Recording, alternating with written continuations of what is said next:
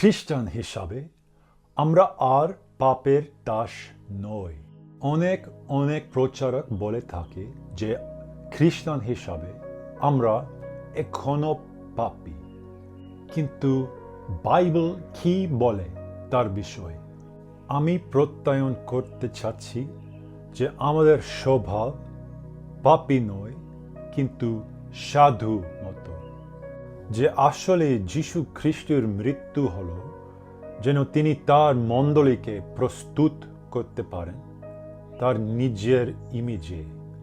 তাই শোনো, আমি কয়েক পদ পাঠ করতে যাচ্ছি। রোমিও অধ্যায় 6 পদ। আমরা জানি যে আমাদের পাপ স্বভাবকে অকেজ করবার জন্যই আমাদের পুরনো আমিকে খ্রিস্টের সঙ্গে ক্রুশে দেওয়া হয়েছে, যেন পাপের দাস হয়ে আর আমাদের থাকতে না হয়। রোমিও 6:14। তোমরা তো পাপের দাস নও, কারণ তোমরা ঈশ্বরের দয়ার অধীন, আইন কানুনের অধীন নও। রোমিও অধ্যায় 6:18। পাপের হাত থেকে ছাড়া পেয়ে তোমরা তো ন্যায়ের দাস হয়েছ। ও শেষ পদ হলো রোমিও 6:22 পদ। কিন্তু এখন তোমরা পাপের হাত থেকে ছাড়া পেয়ে ঈশ্বরের দাস হয়েছ।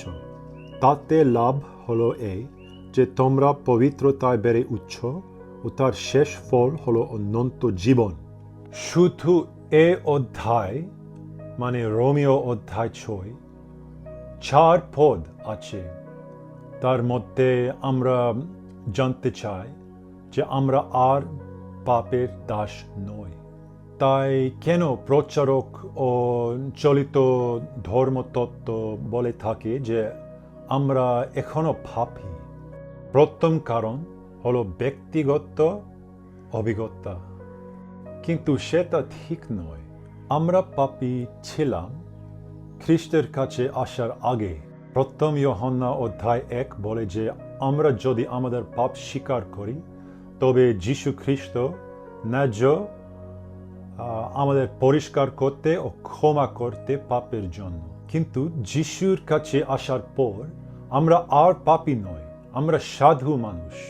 আমরা এখন তার পবিত্র প্রজা ও ব্যক্তিগত অভিজ্ঞতা তাই বাতিল করতে পারি না। আমরা শুদ্ধ শাস্ত্রকে বিশ্বাস করতে হয়। প্রায় ৭৬ বার বাইবেল আমাদের বলে যে আমরা সাধু, যে খ্রিস্টের প্রজা সাধু, কিন্তু শুধু একবার নয় বলে যে আমরা পাপী। তাই প্রথম কারণ প্রচারকের এই রকম প্রচার করার ঝোঁক আছে হলো ব্যক্তিগত অভিজ্ঞতা। দ্বিতীয় কারণ হলো যেভাবে আমরা শাস্ত্র পাঠ করি। যেমন অনেকে বলে থাকে যে পৌল রোমিও অধ্যায় 7 বলে যে তিনি পাপ নিয়ন্ত্রণ করতে পারেন না, কারণ তিনি একদম পাপের দাস। কিন্তু এভাবে রোমিও অধ্যায় 7 ব্যাখ্যা করতে পারি না। রোমিও অধ্যায় 7-এ পৌল একজন ইহুদি শিক্ষক হিসাবে কথা বলছেন, একজন খ্রিস্টান দিক থেকে নয়।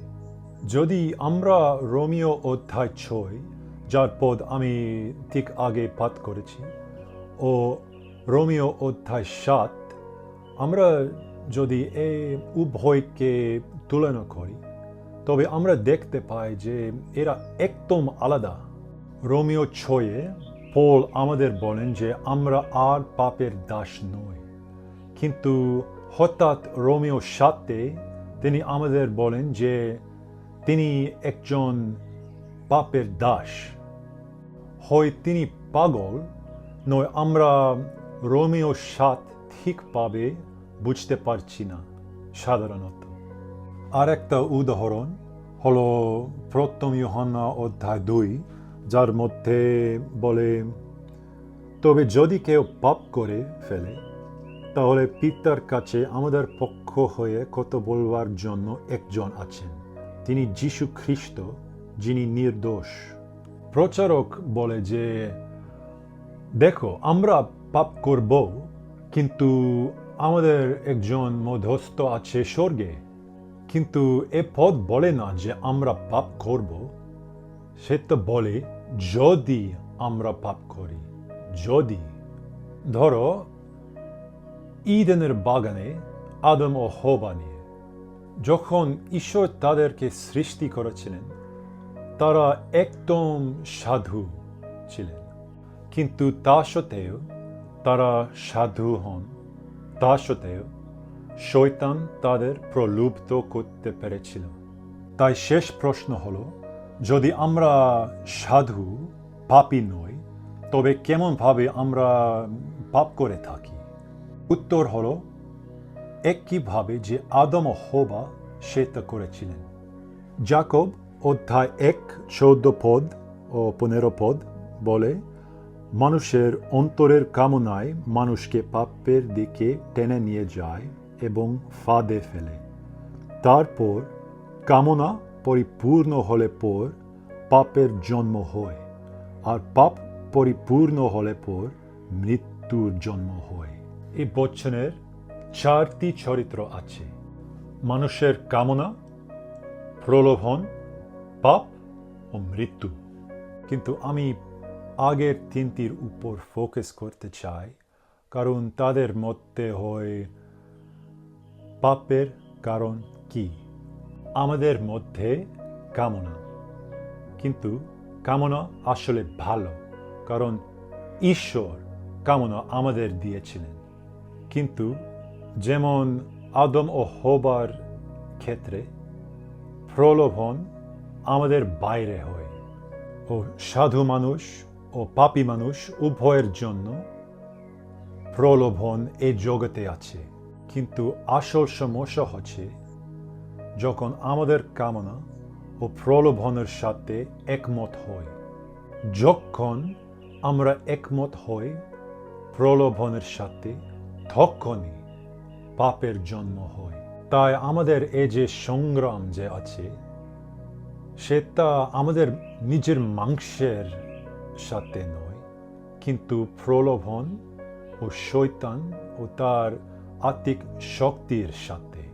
আশা করছি যে আমি এই শাস্ত্রীয় তত্ত্ব ব্যাখ্যা করতে পারলাম।